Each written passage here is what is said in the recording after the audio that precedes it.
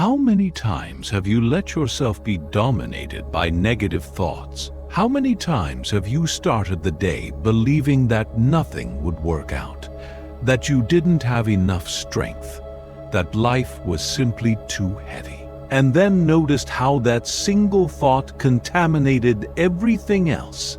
Marcus Aurelius, emperor of Rome and Stoic philosopher, knew that we cannot control the world around us. We have no power over people's actions, over the course of events, over the randomness that surprises us every single day. But he reminds us of something essential. The mind is under our control. It's where everything begins. The quality of the life we live is a direct reflection of what we feed our minds. If we cultivate fear, we live in fear. If we cultivate hatred, life becomes bitter. But if we cultivate gratitude, we begin to see abundance. If we cultivate courage, we discover strengths we never even knew we had. Thought is like a lens. Two people can go through the exact same situation. One sees only tragedy, while the other sees an opportunity for growth. The fact is the same, but the interpretation changes everything. And as Marcus Aurelius said, the happiness of our life depends on that interpretation, on the quality of the ideas we allow to flourish within us. The problem is that many times we are hijacked by our own minds. Allowing negative thoughts to grow is like letting weeds take over a garden. If we don't tend to it, they suffocate the flowers, steal the nutrients, destroy the beauty. But when we dedicate attention and discipline to what we think, the garden blooms. Stoic philosophy teaches us that human beings are not disturbed by things themselves, but by the view they take of them.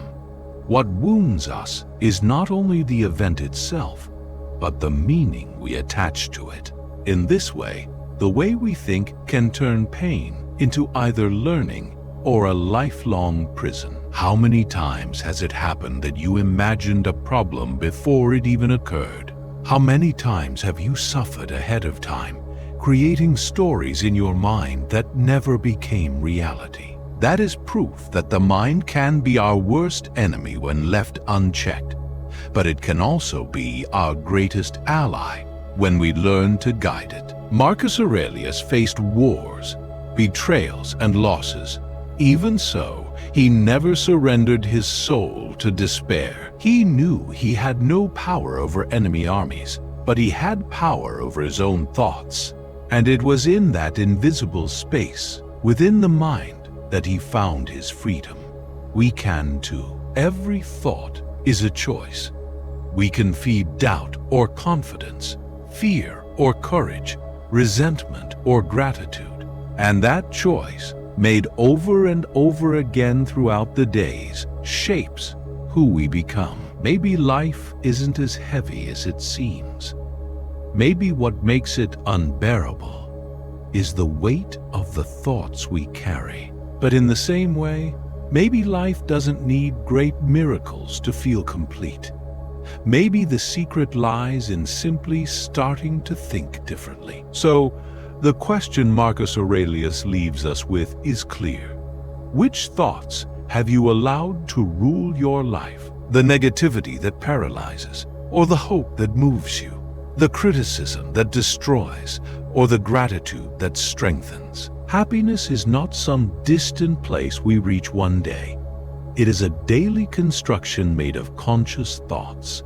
Because when the mind is at peace, everything around us becomes lighter. Life does not depend only on what happens outside, but mainly on what happens within. And this is Marcus Aurelius's call. Take care of the quality of your thoughts, because your happiness depends on them.